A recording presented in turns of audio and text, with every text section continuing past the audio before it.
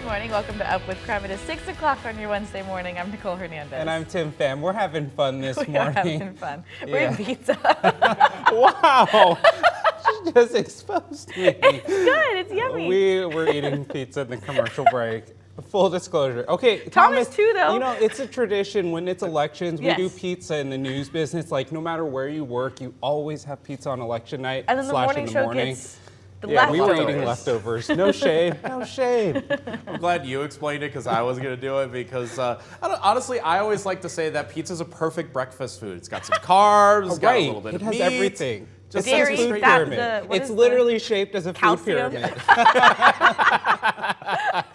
That's how we're starting out our Wednesday. Okay, before this train gets too derailed, let's just hit our weather forecast for today. The first question, how's our air quality? And the answer to that is that it's good. Thankfully, the fires that are burning nearby Spokane and the inland northwest, not huge smoke producers, at least not within the last 24 hours.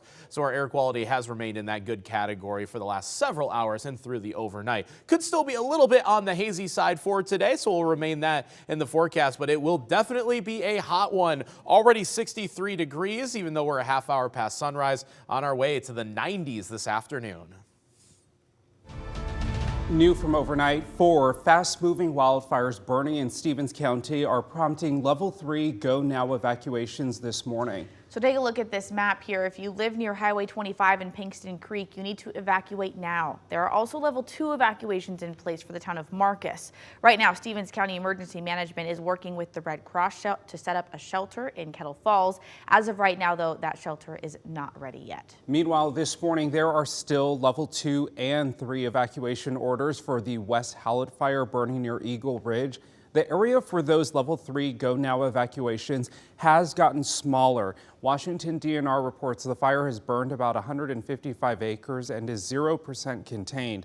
This morning, fire crews continue to investigate what sparked the fire. And this morning, results are coming in from the primary election night here in Washington State. We're, of course, tracking a few different key races that really could shape the future of the city of Spokane. So Washington, of course, is a top 2 primary state. So this means that the 2 candidates that receive the most votes in each race, regardless of their party, will move on to the general election in November. So let's take a look at the results so far. There are 5 candidates vying to be the mayor of Spokane, including incumbent Mayor Nadine Woodward. Currently, Lisa Brown is leading the mayoral primary with 47% of the vote. She is followed by Woodward, who has 39% of the vote.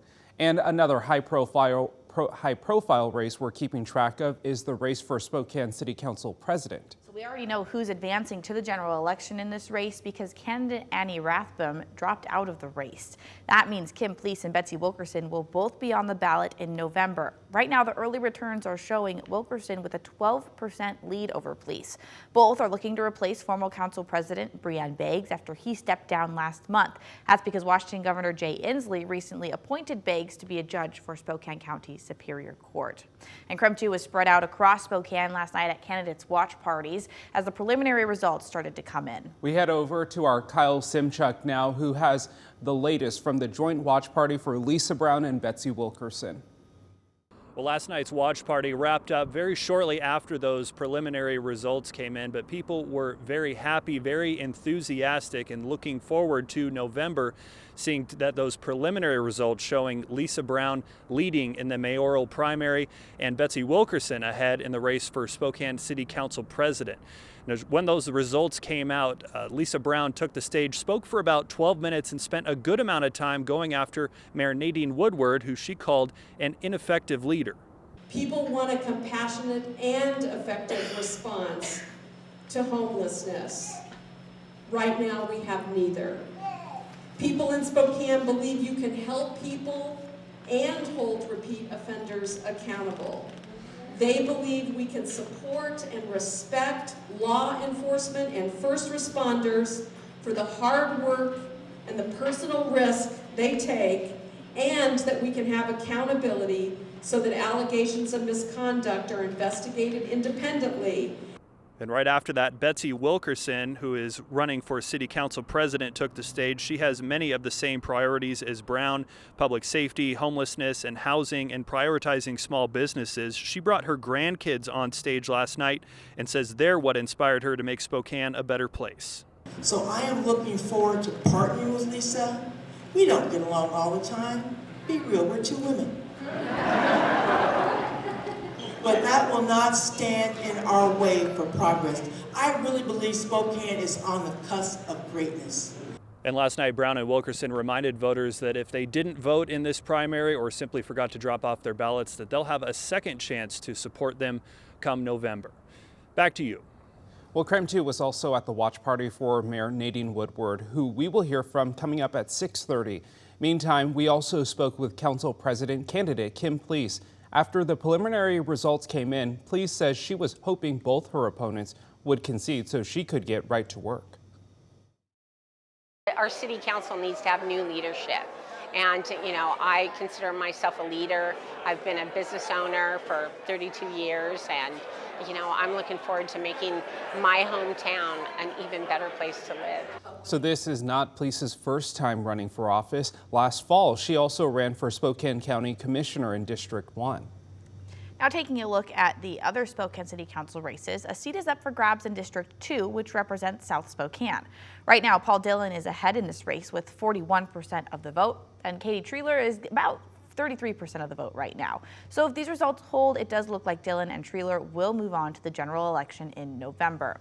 Looking at the race for Council District number 3 right now, it looks like Kitty Klitsky is in the lead with 36% of the vote. And further back in second is Earl Moore with 22% of the vote. And again, the top two candidates who get the most votes will advance to the general election in November. Another big item on the ballot is Proposition 2 for the city of Airway Heights. Voters will approve or reject a fire station and public facility bonds. At least 60% of voters must vote in favor for the bond for it to pass. Right now, it looks like the bond is succeeding with 78% voting in favor. The bond would allow the Airway Heights Fire Department to move into and renovate a new station to better serve the community. Our election coverage continues 24/7 on KREM 2+. For the latest results and all the stories we've brought to you this morning, you can download the app on Amazon Fire, Roku, or Apple TV. And for more information about all the candidates and races, text the word VOTE to the number 509-448-2000. We will send a link right to our voter's guide to your phone. 6:08 and weather-wise, another very typical summer-like morning where it's mild for some, but cool for others. A few spots in the 40s as we've come to note most every day this week, especially in Deer Park and Sandpoint. Pullman, you did just drop to 49 degrees as well, but look at the opposite end of that spectrum. 63 in Spokane, 66 in Grand Coulee, and as warm as 67 right now in Lewiston. That is obviously very common for the summer season, and it all evens out later on this morning. But look at those afternoon temperatures, well into the 90s with nothing but sunny, albeit maybe some slightly hazy skies. Today should be our hottest day of the week in the mid-90s.